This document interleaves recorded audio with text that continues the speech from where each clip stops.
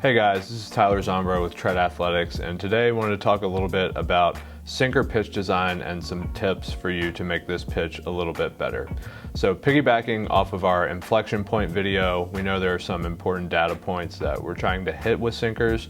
I wanted to walk through some of those and how we can really apply them in a pitch design session, some tweaks or adjustments that could help you make this pitch better.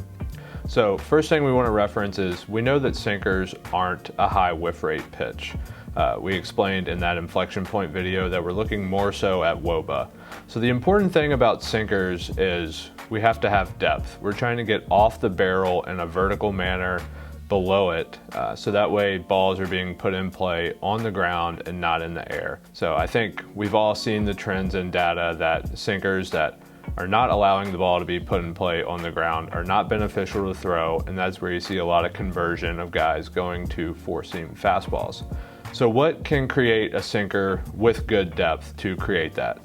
And of course, alongside depth, you have horizontal run with this pitch as well. I think the first question you want to ask yourself is, am I getting to depth by a true axis, or am I getting there by seam shifted wake? So those are two very different points, something that you need to distinguish early when designing this pitch, because if you're a guy who is getting there by seam shifted wake, you're probably not going to try to tilt the axis down.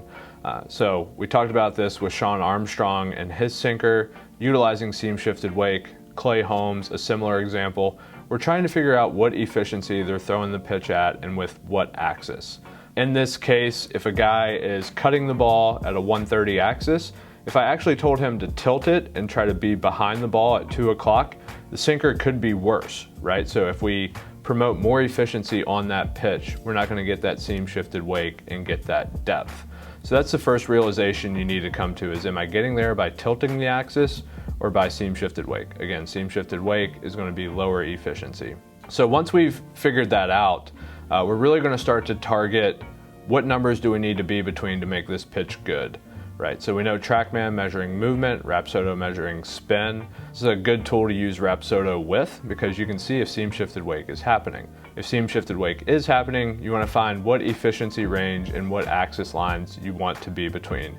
For Clay, this was about 80 to 87% efficiency between about a 125 to 145 axis. When he throws the pitch in that realm, we know the sinker is going to be good. We validate that with the movement on TrackMan. If you're a guy who is going to create depth by true tilt, so think about guys who are lower slots, sidearm, they're actually just tilting the axis further down. If we take the axis from 215 to 245, we're going to create more depth with that. So that's really the big thing that you want to look at early on is, am I a seam shifted wake guy or am I tilting the axis? So in terms of application with seam shifted wake, there are tons of different grip variations that I would recommend you trying out. The first one is going to be pretty standard 2-seam grip.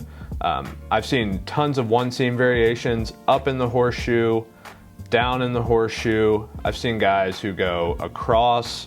There are tons of ways to play with that, but essentially go off of every 2-seam variation you can think of. If you can make those seams catch in a certain manner to get either laminar airflow to dart the ball arm side, or if it's a little more heavy gyro based with the seam shifted wake depth, allowing gravity to really have a hard impact on that ball, play around and kind of see which grip is going to work best for you. In terms of tilting the axis, you typically hear people say, get to the end side of the ball, throw the end side of the ball.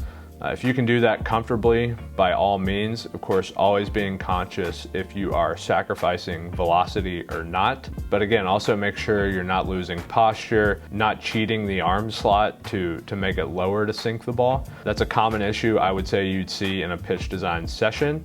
A guy is trying to create more sink on his sinker. He's just simply lowering his posture, lowering his slot, creeping towards more of that sidearm A posture. And you want to be aware of that because obviously those are tips and keys that hitters are going to hone in on and be able to pick up on very quickly. So again, just to recap, with sinkers, we're trying to promote horizontal run and we're trying to create depth on that pitch, trying to get off of barrels. You can either be a guy who's doing this by seam shifted wake or by a true tilt of the axis. Those are some things that I would play around with and really focus on. If you guys have experience with designing a sinker yourself, what keys have been helpful to you, drop those in the comments below. Thank you guys for watching, and we'll see you in the next video.